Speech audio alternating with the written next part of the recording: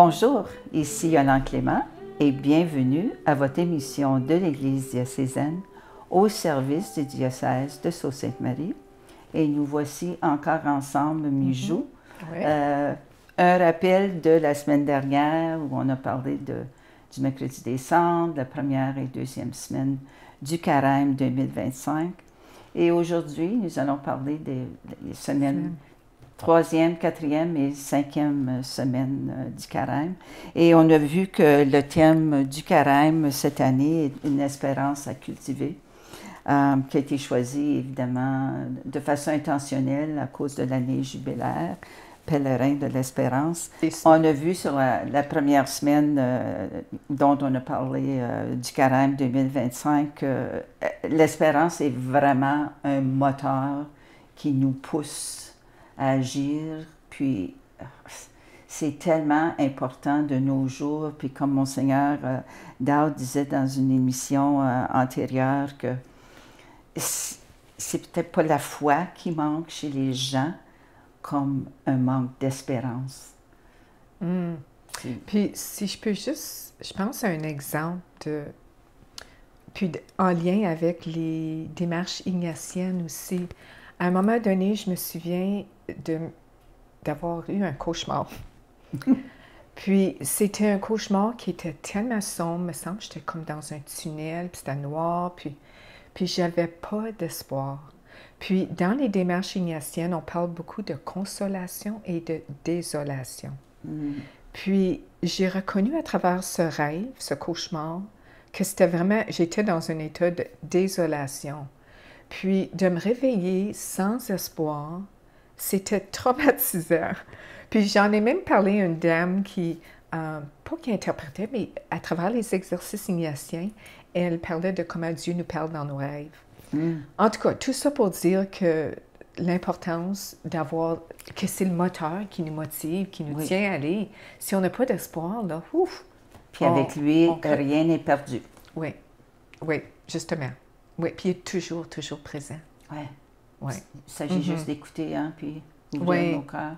Oui, puis si je peux parler encore des exercices ignatiens et comment celle-ci s'applique encore. C'était une démarche, je dirais pas que c'était un cours, c'était vraiment une retraite de 2 ans là, que j'ai vécu. Mais encore aujourd'hui, l'impact de cette démarche me suit. Parce que ce que j'ai appris depuis les démarches, c'est que, ou depuis les sessions que je suivais, c'est que je commence toujours ma prière du matin en demandant à Dieu 2 choses. C'est comme dans le sens, j'ai dit, Seigneur, je te demande de m'aider à que toutes mes actions, mes opérations, mes décisions, ma volonté soient dirigées pour 2 choses. Pour ta plus grande gloire, pas la mienne, autant que mon ego, des fois, il peut rentrer en jeu, là, de me rappeler ça à tous les jours, et pour être à ton service. Puis être à son service, c'est être au service des gens autour de moi, à tous les jours. Alors, quand on prend conscience de ça, à tous les jours, ça nous aide justement à vivre avec l'espérance, puis en vérité. Puis la démarche que je prends, c'est que j'écris dans un journal et je demande toujours, puis dans la démarche, chaque exercice qu'on faisait, il nous demande quelle grâce qu'on veut de Dieu. Puis je me souviens, durant les sessions, quand on faisait un retour sur l'exercice, notre animatrice nous demandait, puis, il t'a-tu donné ta grâce que tu as demandé?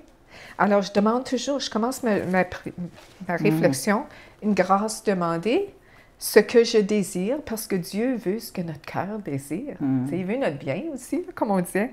Puis ensuite, je fais des intentions pour la journée, puis une petite prière, pour résumer. Alors, j'apprécie beaucoup que Vie liturgique s'est servi de cet outil et de cette démarche pour approfondir puis vraiment cultiver l'espérance. Oui, absolument. Cultiver l'espérance, c'est...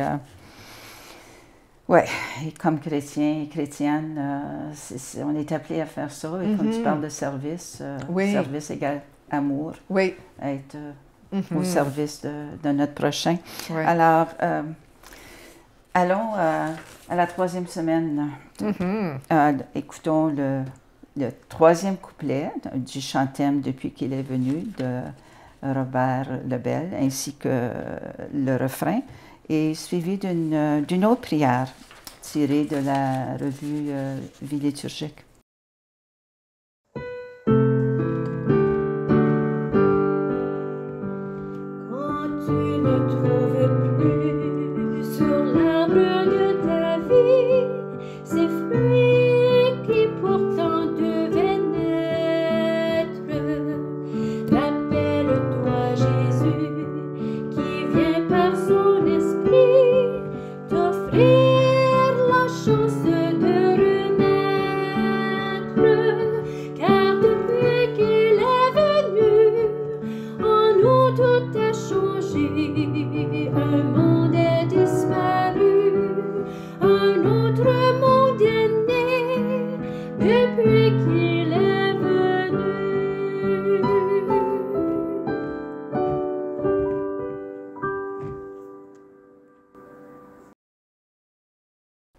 De jour en jour, je perçois mieux la grâce dont j'ai besoin pour me laisser conduire par toi. Je te demande encore cette grâce pour demain, afin qu'elle illumine ma journée. Aide-moi à continuer de cultiver l'espérance en moi et autour de moi. Laisse-moi enfin te redire cette prière dans la confiance des enfants de Dieu. Puis la prière, c'est le Notre Père que Jésus, justement, nous a montré aussi. Récitons-le ensemble. OK. Notre Père qui es aux cieux, que ton nom soit sanctifié, que ton règne vienne, que ta volonté soit faite sur la terre comme au ciel. Donne-nous aujourd'hui notre pain de ce jour. Pardonne-nous nos offenses, comme nous pardonnons aussi à ceux qui nous ont offensés, et ne nous laisse pas entrer en tentation, mais délivre-nous du mal. Amen. Troisième dimanche, temps d'amour et de soins, qui me fait penser à un jardin. Ah! Jésus, Dieu, veut le meilleur de nous. Ça me fait penser quand on pousse des choses dans notre jardin, que ce soit des fleurs, un jardin de fleurs ou un jardin de légumes, c'est qu'on en prend soin. Puis on a espoir qu'on va voir les fruits on va de voir notre... les fruits. Oui, Exactement oui. ce que Dieu veut de nous. Il est patient avec nous, comme qu'il a fait pour Moïse. Je veux dire, la patience qu'il a pour nous, donner le temps de se convertir aussi. Oui. De prendre, pas faire part à la vie éternelle. Je ne sais pas, l'idée du jardin m'a beaucoup frappée parce que, comme je retourne... Dans ton jardin aussi, vous avez un jardin aussi. Oui, on ne fait pas un jardin si on n'a pas l'amour de qu'est-ce qu'on fait. Oui. Alors, tu sais, comme tu dis, on sait que ça va porter fruit. Voilà l'espérance. Oui. Encore une fois. Oui. Puis je pense, un petit exemple concret, j'ai reçu des plantes dernièrement, puis il y en a que j'ai pas semé, mais j'ai laissé les tiges former des racines pour pouvoir les transplanter. Puis j'en ai 3, justement. 2 m'ont été donnés, puis l'autre, j'ai fait pousser des racines. Et je retourne presque tous les matins voir s'il y a de la vie qui pousse. Puis la dame qui me l'a donné a dit « Sois patiente, ça va venir, tu sais. » Parce que chez ma fille, il y en a des feuilles. En tout cas, cultiver, comme l'image l'illustre aussi. Là. Exactement. Oui. Puis je veux dire, c'est une espérance à cultiver. Oui. Oui. Dans tout ce qu'on fait, tu sais. Oui. Élever nos enfants. Oui. Tu espères. Oui. Tu veux le meilleur pour eux. Oui. Oui. Tout est autour de l'espérance. Oui, c'est tellement positif aussi, au moins de garder cette espérance-là aussi. Oui. Oui, surtout pour nos jeunes aujourd'hui. Oui. La question d'espérer pour leur futur et l'avenir, je veux dire. Oui. C'est tellement... c'est pas souvent qu'est-ce qu'ils voient sur les médias sociaux. Oui. Mais... oui. les offrir ces repères-là qui... Oui, exactement. Oui, oui. Alors, allons au 4e dimanche. Je sais OK. qu'on part assez vite. Ou peut-être, non, avant d'aller au 4e, peut-être Oui. lire l'Évangile de la semaine, Ouais. Mijou, Ben, puis ta Bible est différente de la mienne. Oui, oui, en passant, moi, j'ai la Bible qui est pour titre « Bonne nouvelle pour toi ». Puis c'est une Bible qui est reconnue, évidemment, par l'Église. Il y a une imprimature dedans. Mais ce que j'aime de celle-là, c'est, comme il dit ici, la Bible en français courant. Tandis que je sais que la TOB est souvent, on se réfère souvent à la TOB aussi. Oui, oui.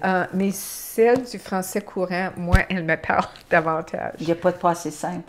Oh, non, on a marqué de ça. passé simple. Parce que moi, la grammaire, c'est pas ma force non plus. Alors, je me dis, est-ce qu'il est encore plus simple? Mais le texte, il est assez long. Je ne sais pas si on veut juste lire la deuxième parole, Oui. la deuxième partie, parce que c'est la parabole du figuier sans figue. Puis, il y a vraiment un message d'espérance dans ça aussi. Alors, c'est tiré du livre de Luc. C'est le chapitre 13, mais c'est les versets 6 à 9. Alors, puis Jésus leur dit cette parabole. Un homme avait un figuier planté dans sa vigne. Il vint y chercher des figues, mais n'en trouva pas. Il dit alors au vigneron, « Regarde, depuis 3 ans, je viens chercher des figues sur ce figuier et je n'en trouve pas. Coupe-le donc. Pourquoi occupe-t-il du terrain inutilement? » Mais le vigneron lui répondit, « Écoute, il y a encore de l'espoir. » Il dit, « Maître, laisse-le cette année encore. Je vais creuser la terre tout autour et j'y mettrai du fumier. Ainsi, il donnera peut-être des figues l'année prochaine. Sinon, tu le feras couper. » Puis ça fait penser à ma petite plante.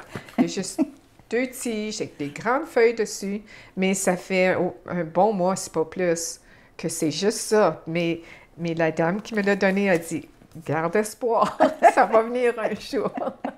J'ai hâte. Ah, parfait. Ouais. Alors, maintenant, allons, écoutons le 4e couplet et le refrain du chantème Depuis qu'il est venu de Robert Lebel et interprété par Jolie Lalonde et encore une fois suivi d'une prière.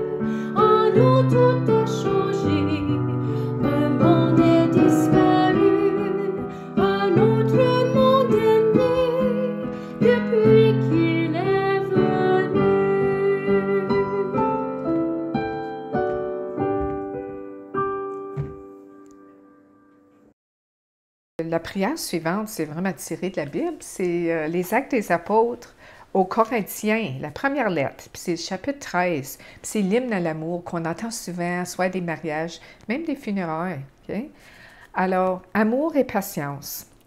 J'aurais beau parler toutes les langues de la terre et du ciel, s'il me manque l'amour, je ne suis qu'un cuivre qui résonne une cymbale retentissante. J'aurais beau être prophète, avoir toute la science des mystères et toute la connaissance de Dieu et toute la foi jusqu'à transporter les montagnes. S'il me manque l'amour, je ne suis rien. J'aurais beau distribuer toute ma fortune aux affamés. J'aurais beau me faire brûler vif. S'il me manque l'amour, cela ne me sert à rien. L'amour prend patience, l'amour rend service. L'amour ne jalouse pas, il ne se vante pas, ne se gonfle pas d'orgueil, il ne fait rien de malhonnête, il ne cherche pas son intérêt, il ne s'emporte pas, il n'entretient pas de rancune, il ne se réjouit pas de ce qui est mal, mais il trouve sa joie dans ce qui est vrai. Il supporte tout, il fait confiance en tout, il espère tout, il endure tout. L'amour ne passera jamais. Oh, wow! Quel beau message cette semaine. Laissons-nous aimer. Ah, mon Dieu, Dieu nous aime comme nous sommes. Le papa qui aime ses enfants, la mère qui aime ses enfants, et l'amour ressenti par l'enfant pour son père. C'est le genre d'amour Oui, qu'on a pour Dieu. c'est fort. C'est très fort. C'est, et si ses enfants sont écartés, il cherche à les trouver. Oui. C'est Puis ici, on revient dans cette semaine à l'enfant prodigue. exactement. Puis je pense qu'on pourrait dire, plutôt que l'enfant prodigue, on pourrait dire la joie du père. Comme il est tellement heureux de revoir son fils qui revient.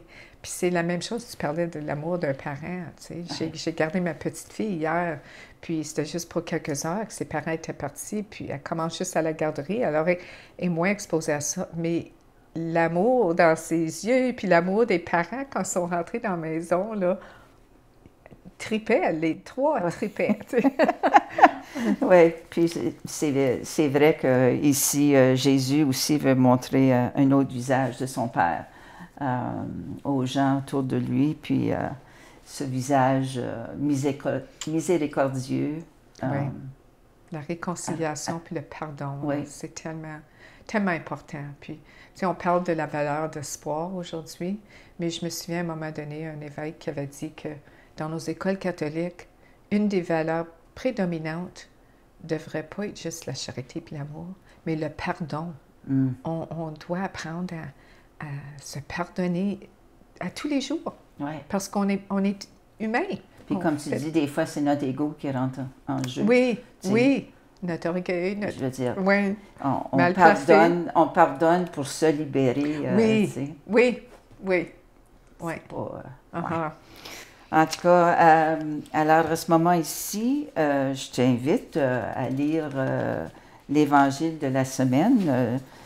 La parabole du mouton perdu est retrouvée, la pièce d'argent perdue est retrouvée et le fils perdu est retrouvé. Aujourd'hui, on va mettre l'accent, comme on vient de dire, on parlait de l'enfant prodigue, la joie du père, okay? Mais ça va être vraiment le fils perdu, puis je ne lirai pas le tout, mais juste on va revoir l'essentiel. Alors, Jésus dit encore, un homme avait 2 fils. Le plus jeune dit à son père, « Mon père, donne-moi la part de notre fortune qui doit me revenir. » Alors le père partagea ses biens entre ses 2 fils. Peu de jours après, le plus jeune fils vendit sa part de la propriété et partit avec son argent pour un pays éloigné. Là, il vécut dans le désordre et dissipa ainsi tout ce qu'il possédait. Quand il eut tout dépensé, une grande famine survint dans ce pays et il commença à manquer de nécessaire. Il alla donc se mettre au service d'un des habitants du pays qui l'envoya dans ses champs garder les cochons.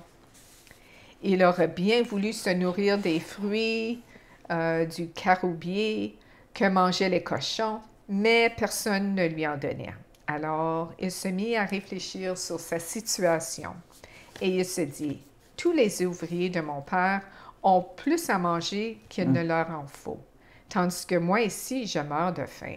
Je veux repartir chez mon père et je lui dirai, mon père, j'ai péché contre toi, excuse-moi, là, Dieu, et contre Dieu aussi, et toi. Je ne suis plus digne que tu me regardes comme ton fils. Traite-moi donc comme l'un de tes ouvriers. » Et il repartit chez son père. C'est oui. Se laisser aimer, hein? Oui. Se laisser aimer par Dieu. Oui, puis on sait que lorsqu'il est retourné, c'était la grande fête. Oui. On sait que le fils aîné, tu sais, il y avait ça de travers. Mais lui aussi, il était déjà aimé, il était déjà bien entouré. Son père y voyait. Ouais. Alors, la fête se continuait, espérons, avec lui aussi. Oui. Exactement. Alors, Mijou, écoutons maintenant le 5e couplet et le refrain du chant-thème Depuis qu'il est venu de Robert Lebel, interprété par Jory. Cette semaine est quand même une semaine, le thème est fort. Alors, ensuite, disons une prière pour nous aider à ne pas juger, mais aussi apporter du confort aux gens qui sont jugés.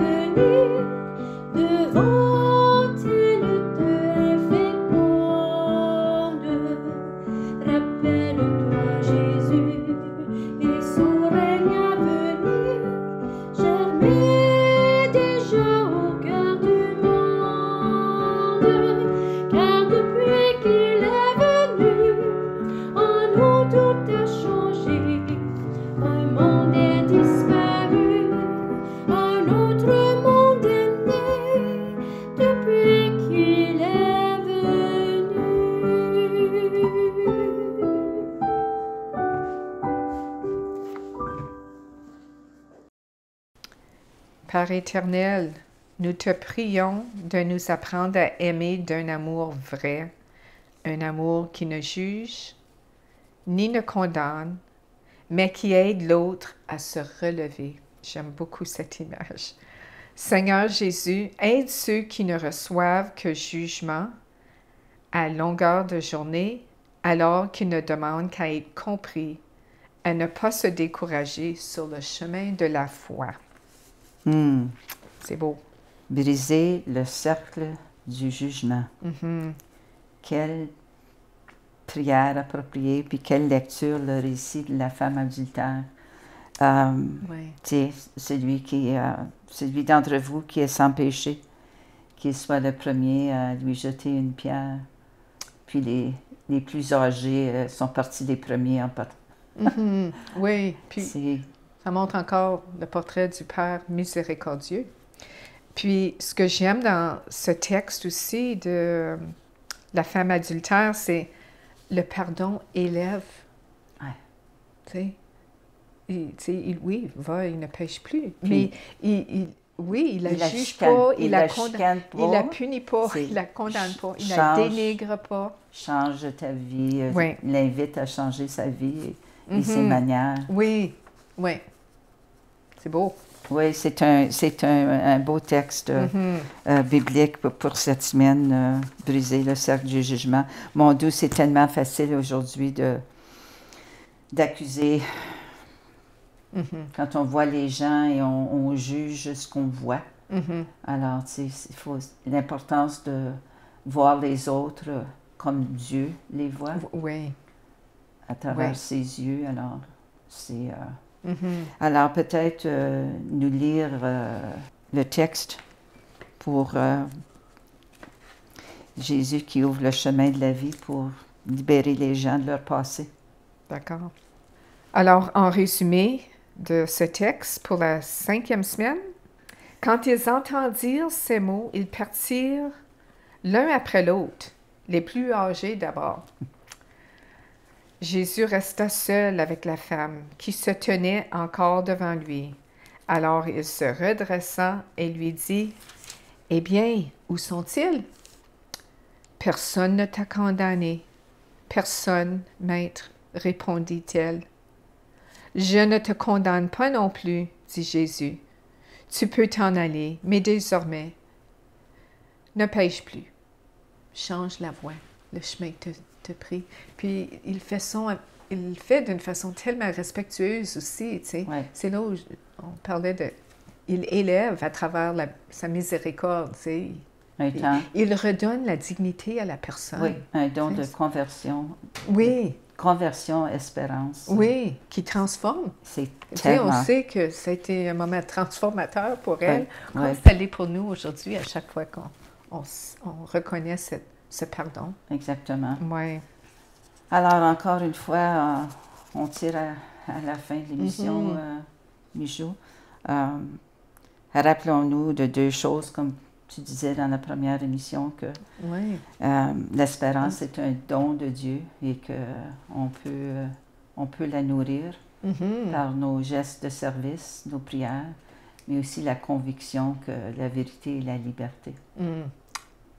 Quelle belle conclusion. Ouais. Vraiment, là? Oui. Alors, en tout cas, merci beaucoup, Mijou, pour cet échange. J'ai beaucoup apprécié et j'ai appris des choses de la démarche ignatienne. Alors, merci beaucoup et merci à notre technicien Guillaume et au nom de l'Église diocésaine, au service du diocèse de Sault-Sainte-Marie. À la prochaine.